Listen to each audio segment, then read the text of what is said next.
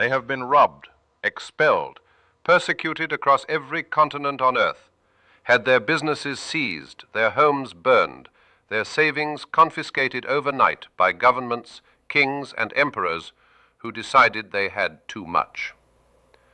And yet they kept getting wealthier, not because they were lucky, not because they had protection, but because they followed a single unbreakable rule about money that made it nearly impossible to lose everything, no matter what the world threw at them.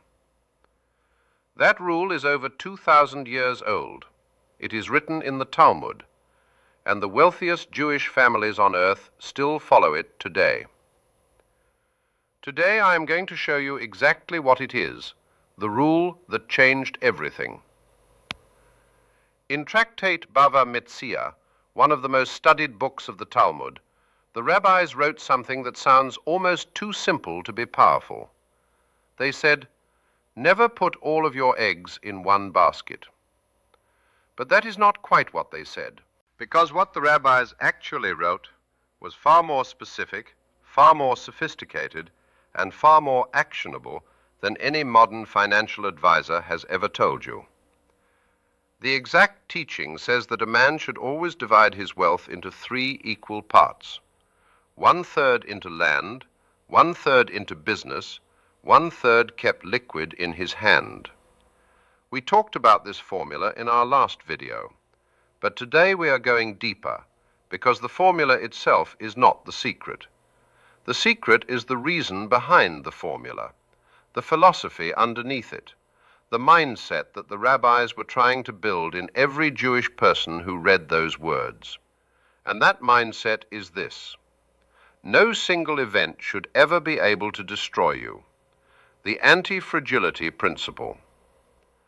The modern world calls this diversification, but the rabbis called it something more profound. They called it the principle of never placing yourself in a position where one bad decision, one bad market, one bad king, or one bad year could erase everything you had built. Think about what each of those 3 buckets actually protects you against. Land cannot be inflated away. When a government prints money and destroys the value of currency, your land does not shrink. It cannot be deleted from a computer server. It cannot be stolen in a cyber attack. It sits there, physical and permanent, holding its value across centuries, while paper burns and coins get debased. Business generates active cash flow. Even when land values drop temporarily and your liquid savings are being eroded by inflation, your business is producing income today. It keeps the household running. It keeps you from being forced to sell your land at the worst possible moment simply because you need cash to survive. And liquid reserves, cash kept in hand, protect you from the moments that destroy people who are fully invested. The market crash that forces a leveraged investor to sell everything at the bottom. The medical emergency that wipes out a family with no savings. The once-in-a-generation opportunity that passes by because you had no free capital to act on it. Together, these 3 buckets create something extraordinary. They create a system where no single catastrophe can touch all 3 at once. The persecution test. Here is the most powerful proof that this system works. Jewish communities throughout history faced something no modern investor has ever had to consider: complete and total economic reset, expulsion from countries, overnight confiscation of all physical assets, forced migration with nothing but what could be carried. In 1492, the Jews were expelled from Spain. In 1290, they were expelled from England. In country after country across medieval Europe, Jewish communities were stripped of their property and forced to leave with nothing. And yet, within one generation, sometimes within a single decade, those same families had rebuilt their wealth in their new countries. How? Because the thing that cannot be taken from you is not your property. It is not your gold. It is not even your cash.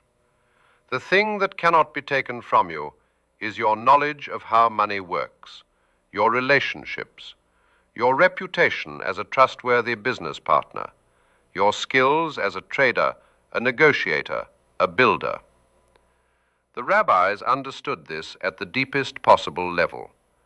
They built a financial education system inside Jewish culture that ensured every child understood money, contracts, trade, and partnership before they were a teenager. Because they knew that in a world where physical wealth could be seized at any moment, the only truly unconfiscatable asset was financial intelligence. This is why the Talmud spends more time discussing business law, contracts, fair pricing, and ethical trade than almost any other subject.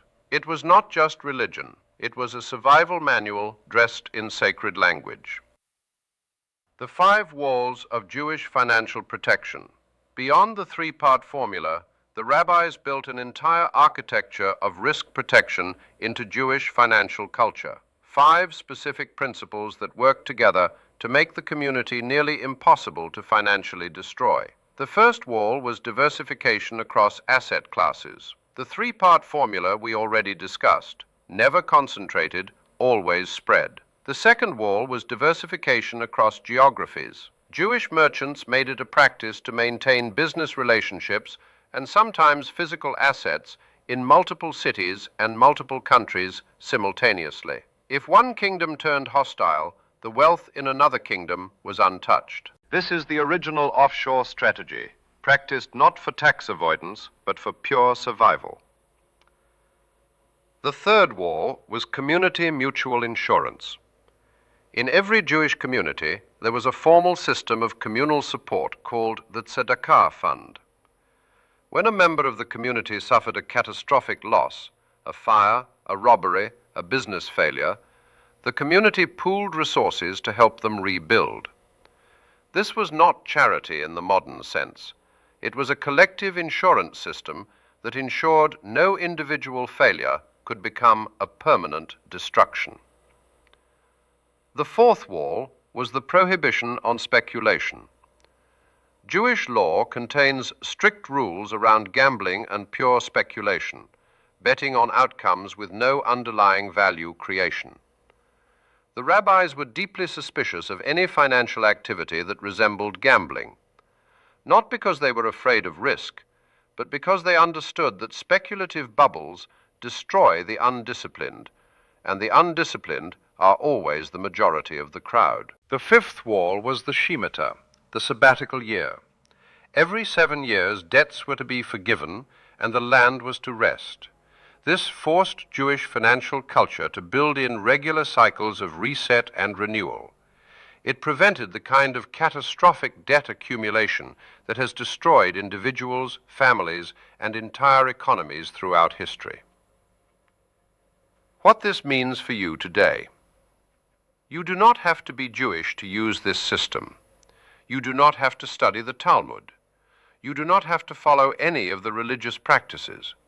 But you do have to understand the core principle that runs through every single one of these strategies. The goal is not to get rich as fast as possible. The goal is to build a financial structure so robust, so diversified, so deeply rooted in real assets and real relationships that no single event, no crash, no recession, no government policy, no personal disaster can ever take it all from you at once. That is the real secret, not a hot stock tip, not a viral business idea, not a get-rich-quick scheme. The secret is architecture, building your financial life the same way the most resilient people in human history built theirs, deliberately, patiently, with one eye always on protection and the other eye always on growth. Because the families that last are not the ones who got rich the fastest. They are the ones who never got wiped out. The question you need to ask yourself tonight. Before you go to sleep tonight, I want you to ask yourself one question. If tomorrow, without any warning, you lost your job, your main source of income, your primary investment, whatever it is that you depend on most, how long could you survive? How long before everything else started to collapse? If the honest answer makes you uncomfortable, then you do not yet have the architecture. You have income, maybe you even have wealth, but you do not yet have the system. The rabbis built that system 2,000 years ago. It is still working. And it is available to you right now. The only question is whether you are ready to build it.